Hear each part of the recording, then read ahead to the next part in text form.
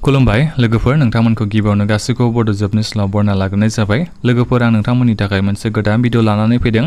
लोगोफोर माने नोंथांमोना गोबाङानो सोंहरबाय थादों आरो जोंना बे ग्रेड 4 नि एग्जामाथ' जोबनानै थांबाय नालाय जायफोर बिथांमोना ग्रेड 4 नि एग्जामखौ होगिरि बिथांमोना आंनियाव कमेन्ट बक्सआव आरो SMS आव गोबाङानो SMS खालामना सोंहरदों बे ग्रेड 4 साख्रिनि थाखाय जोंनि काट अफ मार्कआ बेसेबां थांनो हागौ बायदि बेखौ सोंहरदों आरो गोबाङानो बेखौबो सोंहरदों रिजाल्टखौ माला मोनगोन। दा बेनिखायनो आं बे भिडिअखौ लाबोनाय जादों। आसा खालामो नोंथांमोना गासिबो जोबजासिम नायलांगोन होननानै आं माखासे खोथाखौ नोंथांमोननो बे भिडिअनि गेजेरजों खोन्थाहरनो सानदों। लोगोफोर नोंथांमोना सोरबाफोर चेनेलाव गोदानै फैदोंबा चेनेलखौ साबस्क्राइब खालामबानो जाबाय आरो बेजों लोगोसेनो लोगोफोर आं दा बावैसो एसे सिगाङाव ग्रेड 3 साख्रिनि थाखाय माखासे गोनां जेनेरेल नलेजनि कुइसनफोरखौ लानानै फैदों।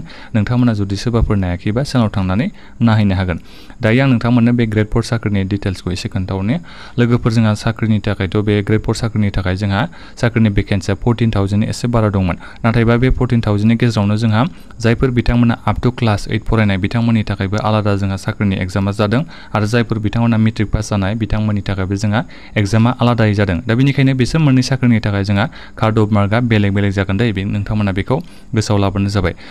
जोंनाथ' बे क्लास 8 जायफोर बिथांमोना फरायनायसिम बिथांमोननि जाय एग्जाम जादों बेहायथ' जोंहा कुइसनफोरा बारा गोरायानो फैखायाखै गोरलै फैदों। दा बेनिखायनो दा बेहाय जोंहा काट अफ मार्कआ एसे हाइ थांगोन दै नाथायबा जोंहा बे मेट्रिक पासनि बिथांमोननिया बांद्राय गोरलैद्राय फैयाखै आरो एसे गेजेरावनो आरो कुइसना।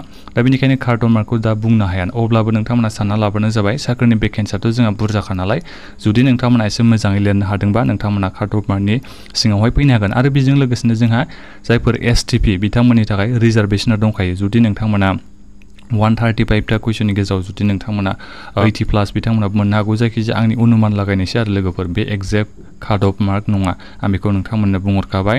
जायखिजाया कुइसनखौ नायनानैसो आं माखासे खोथाखौ बुंहरबाय आरो लोगोफोर काट अफ मार्कआ एसे हाइ जानो हागौ।